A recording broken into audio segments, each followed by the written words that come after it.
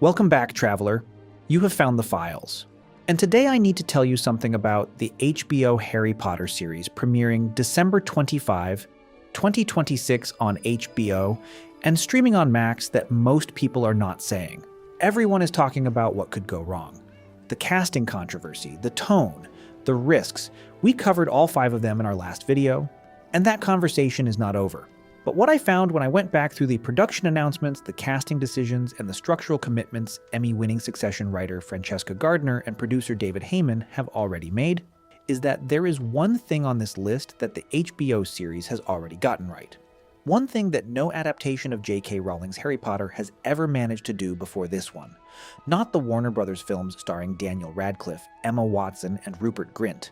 Not the stage play Harry Potter and the Cursed Child. Not any of the Fantastic Beasts films. I am going to tell you what it is.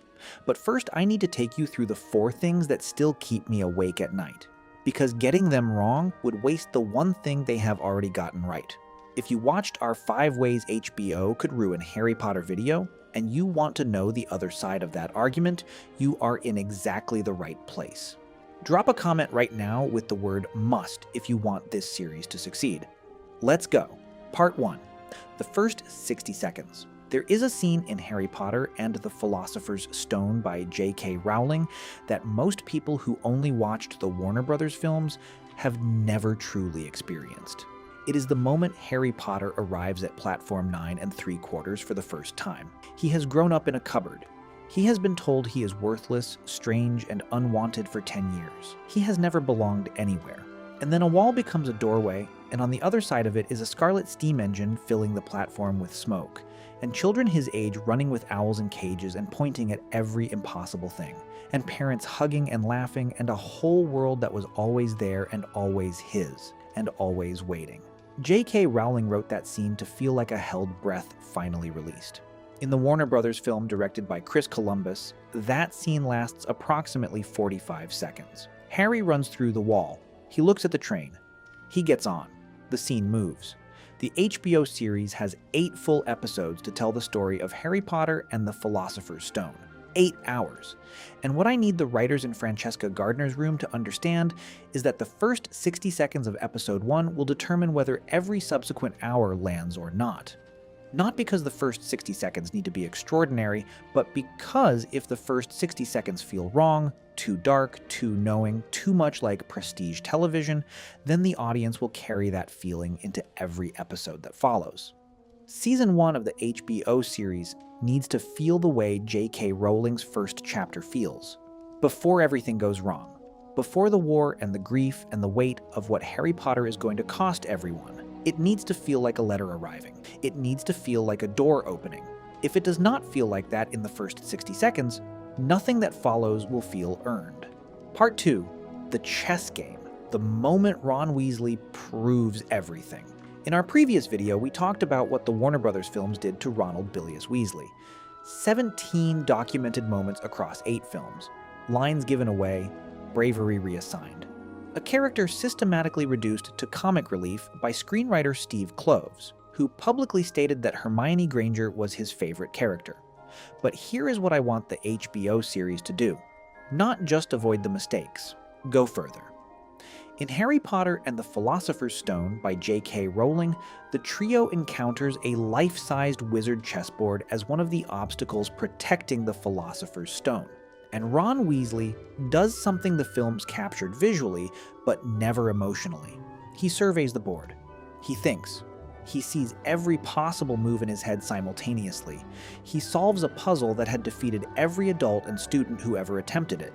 He does this in seconds. And then he says, I have to be taken. He is not brave because the plot needs him to be. He is brave because he is brilliant enough to understand exactly what bravery costs, and he chooses it anyway with full knowledge of the price. If Alastair Stout, who was selected alongside Dominic McLaughlin as Harry and Arabella Stanton as Hermione from 40,000 Children Who Auditioned, gets one scene in Season 1 that defines his entire arc across 7 seasons, it is that scene. Not just the sacrifice, the thinking that precedes it, The camera needs to stay on Ron's face while he works it out. The audience needs to understand that what happens next is not instinct or loyalty alone. It is genius choosing to lose so someone else can win. That is Ron Weasley. That is the moment that explains everything about who he is at the Battle of Hogwarts 6 years later. If the HBO series gives Alastair Stout that moment in the way J.K. Rowling wrote it, it will have done more for Ronald Weasley in one scene than all 8 Warner Brothers films managed across 8 years. Part 3. The Dursleys. The cruelty the films made comfortable. Before we continue, only a small fraction of you watching right now are subscribed to Potter Files. We go deeper into the wizarding world than anyone else on YouTube. Hit subscribe so you are there for the next one. Now, the Dursleys. Vernon Dursley, Petunia Dursley, and their son Dudley Dursley are consistently played in the Warner Brothers Harry Potter films as comedic grotesques. Vernon is pompous and red-faced and blustering. Petunia is thin-lipped and petty. Dudley is large and spoiled. They are obstacles. They are jokes. The audience is invited to laugh at them. Here is what the films missed. The Dursleys are not funny. What they do to Harry Potter is not funny, and their cruelty is not incidental to the story. It is the entire foundation of it. Harry Potter lives in a cupboard under the stairs. Not metaphorically, literally, from the age of 1 to the age of 11. While his cousin sleeps in a bedroom with 2 beds and a television, Harry sleeps in a space designed for brooms and coats and cleaning supplies. He wears Dudley's old clothes. He is fed less than Dudley. He is told he is nothing. He is told his parents were worthless drunks who died in a car crash. Every extraordinary thing Harry Potter does throughout 7 books, every act of courage, every moment of loyalty, every decision to stand between danger and the people he loves, happens despite those 10 years. That is the weight the story carries. If the HBO series plays the Dursleys for laughs the way the Warner Brothers films did, it will soften the foundation that the rest of the story is built on.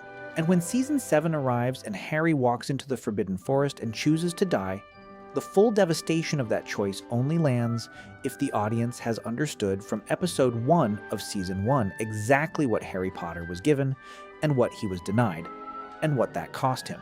The Dursleys are not comedy. They are the wound that never quite closes. Part 4. Hogwarts in Winter. The thing nobody is talking about. There is something specific I want from the HBO series that I have not heard a single reviewer or analyst mention. And when I found it buried in the production details, it changed how I think about the entire project. In J.K. Rowling's books, Hogwarts' School of Witchcraft and Wizardry in Winter is one of the most specific sensory experiences in the series.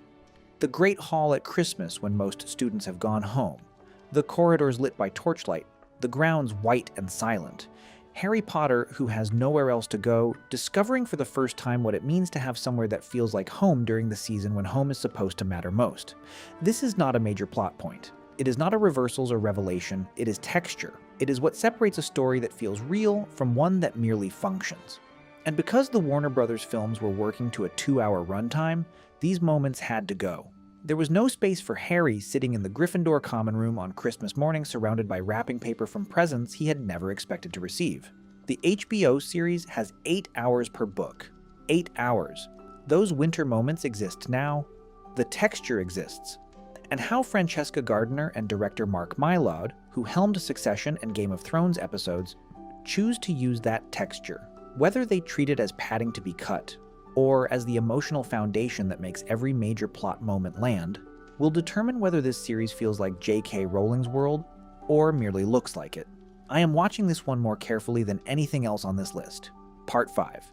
The one thing they have already gotten right. Now we arrive at it. The thing I told you at the beginning that the HBO series has already gotten right. The thing no adaptation of Harry Potter has ever managed before, it is not the casting. Though where Alan Rickman played Snape for 8 films, Paapa Essiedu now inherits that role. John Lithgow steps into Albus Dumbledore's robes, Nick Frost brings his warmth to Rubeus Hagrid, and Janet McTeer follows in Maggie Smith's footsteps as McGonagall, representing the most ambitious ensemble commitment this franchise has ever seen. It is not the budget. Though with Warner Brothers Studios Leavesden serving as the production base and Hans Zimmer confirmed as composer, the infrastructure is extraordinary. It is time. 8 episodes per book. Not as a marketing claim, as a structural commitment backed by HBO CEO Casey Bloys for the full 10-year production run. That is more screen time for Harry Potter and the Philosopher's Stone alone than the entire first 4 Warner Brothers films combined. J.K. Rowling wrote 7 books. They are not equal in length, but they are equal in density. Every single one of them contains more story than any film could hold. The Warner Brothers series knew this and made choices about what to keep and what to discard. Some of those choices were brilliant. Many of them were wrong. And a handful of them, the ones that cost Ron Weasley his best moments, that compressed Snape into 3 minutes of slow motion, that dissolved Lord Voldemort into ash instead of letting him hit the floor like a human being, permanently changed how an entire generation understood a story. The HBO series has chosen not to make those choices. That is not a small thing. That is the most important creative decision anyone has made about Harry Potter since J.K. Rowling finished the 7th book. And now the only question is what they do with it. So here is what I want to know from you. Which of the 5 things I talked about today do you think will be the hardest for the HBO series to get right? The opening scene, Ron Weasley's chess game, the weight of the Dursleys, the texture of Hogwarts in winter, or using the time they have been given wisely? Tell me in the comments. I read every single one, and the HBO conversation continues. The Dumbledore video is linked right here, and the Snape video is right here. Watch them both. They are the other 2 pieces of this picture. If you are new here, subscribe. We go deeper into the wizarding world than anyone else. Until next time, mischief managed.